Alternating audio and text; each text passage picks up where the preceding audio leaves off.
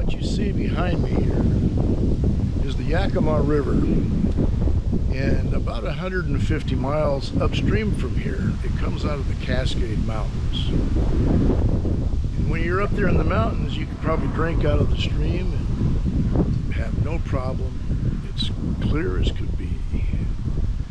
But after it flows down through the Yakima Valley through a bunch of agricultural land, farmland, lots of dairies, cattle, sheep, you name it, everything under the sun that they grow over here.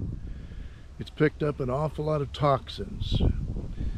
And I see people down here where it runs into the Columbia River near the Tri-Cities swimming in it, and it almost frightens me because I don't think I'd want to swim in it.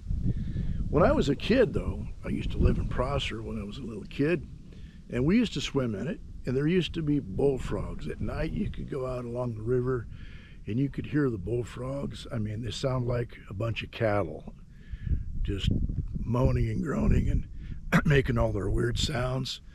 And then you could go out on the river and you'd see lots of turtles, good-sized turtles, you know, about maybe 4 or 5 inches across the top of their shell. Now, I'm not too sure you could find too many turtles these days, at least I haven't seen any. Of course, I haven't drifted the river in a long time, but when I was a kid, we used to go play in the river. We'd spear carp and all kinds of stuff.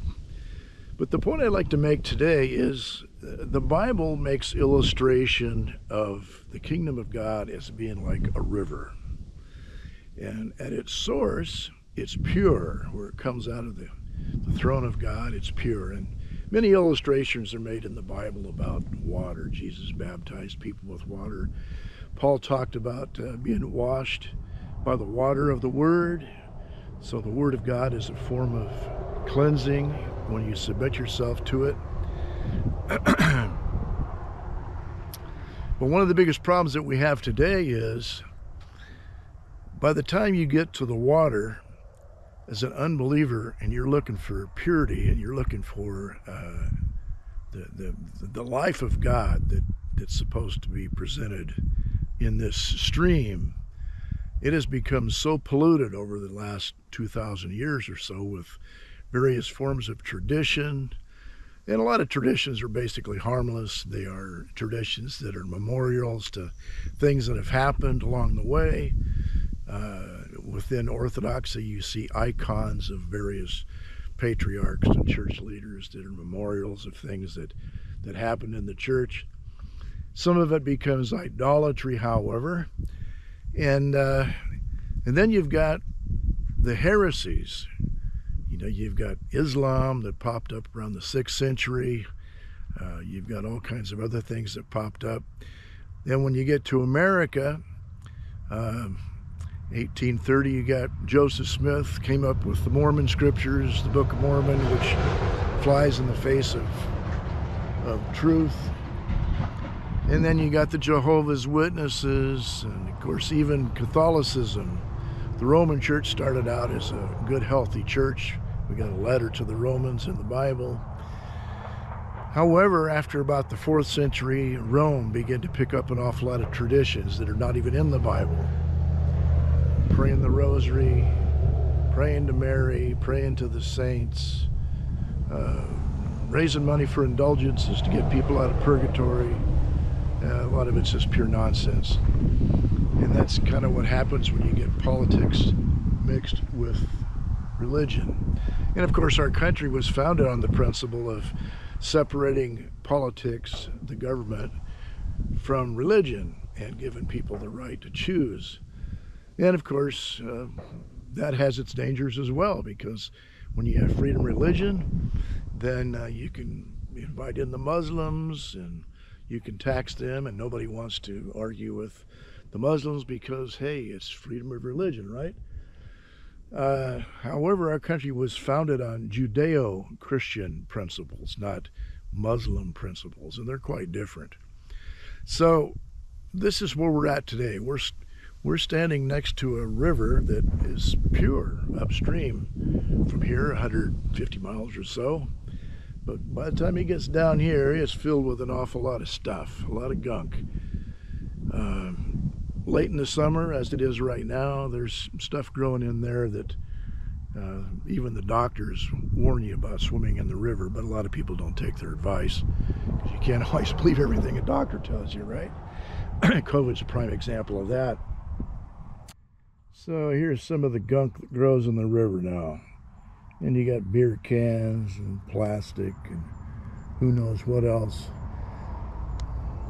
When I was a kid, if you come down to the river like this, you'd be just attacked by mosquitoes. But because of pesticides, mosquitoes are really not an issue much anymore. And that's probably a good thing. However, mosquitoes are food for birds and for a lot of other insects. So we used to see lots of dragonflies. You don't see dragonflies anymore. Here I've been standing down here for 10 minutes or so. I haven't seen one yet. When I was a kid, there'd be dragonflies flying all over the place. And here I see a cabbage butterfly flying along here, one of the little white ones. And those used to be all over as well. And of course, you know, the pesticides get rid of a lot of bugs and stuff that are detrimental to the farmers.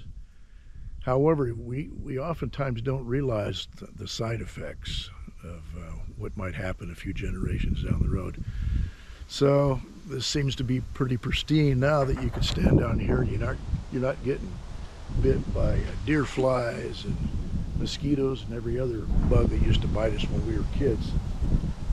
But you never know what kind of side effects we're living with. We are subjected to all kinds of toxins today. And sometimes I run into people who they're angry at God because maybe their wife got cancer or somebody, maybe they got cancer. And they think that it was God's fault. Well, we don't really know. I mean, just to give you an example of how this might work. Sin affects all of society. And somebody told me a story here a few years ago about a farm that was sold. And the people that bought the farm right away, they all started getting sick and they ended up with all kinds of things. I think cancer was one of them. And so they ended up testing the water table and they found out that the person that sold the land had a lot of chemicals that, of course, cost money to get rid of the chemicals. And sometimes the chemicals are no longer legal and they've been in storage for a while and they didn't know what to do with them. So what they did was they dumped them down an abandoned well. And then eventually what happened is the whole water table within a 2 or 3 mile radius got contaminated by these chemicals and all the neighbors started getting sick as well. So we never know what we're being subjected to. So to blame it on God or even blame it on the devil, we can actually just blame it on sin.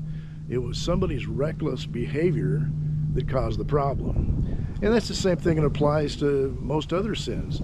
I mean, our insurance, we just got a big rate raise on our insurance on our vehicles in our house. And of course, that all has to do with people who are reckless, that don't cut the brush away from their house, so their house ends up burning down because somebody started a brush fire and next thing you know it consumed their house. Or some drunk passes over the middle center line of the road and he kills an innocent person, and sometimes you wonder, well, how can God allow that to happen? Well, that's just it. God's given us liberties, free will. We can do all kinds of stupid things and we think that it only affects us. And sometimes people would argue with me, well, why do you confront the gay folks, the LGBT crowd? They're not affecting you. Well, they are affecting us because their stupid behavior eventually spills over on the rest of society. And we all end up, to one degree or another, have to pay for it. Just like when drunks kill innocent people, our insurance rates are reflected in the overall picture there. So people sometimes, they ask the question, you know, isn't this kind of rude that you put a sign in the back of your truck that addresses Islam, Mormonism, and the Watchtower? Now isn't that just kind of rude? And then on the flip side of the sign it says God created Adam and Eve, not Adam and Steve. Well, that gets right to the point. God created male and female. Now you can argue all you want, but that's reality. Life would cease to exist if there weren't male and female. So it's just ridiculous, some of the arguments you hear from people these days.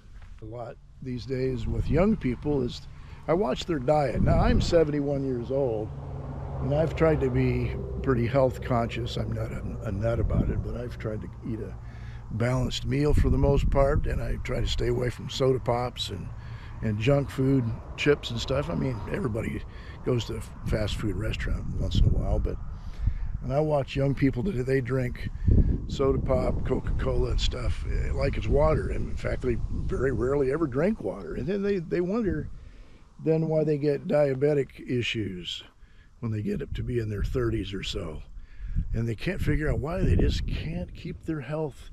They can't keep their weight down. You know, I became a Christian and I thought everything would start being wonderful. However, Christians quite often rally around the cookie jar or the potluck, you know, and well, that can be a problem if you don't monitor and put some restraint on your diet. If you don't eat healthy, you can't blame God when you start having health problems.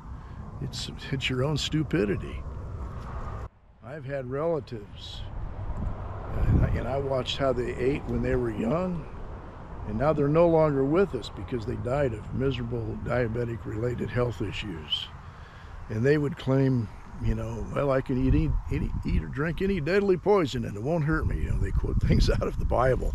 And it's so often that people can quote Bible verses to justify their stupidity and rebellion and recklessness. You know, I mean, even the devil was good at that. Remember when he tempted Jesus, he said, jump off this temple and the angels will bear you up, you know?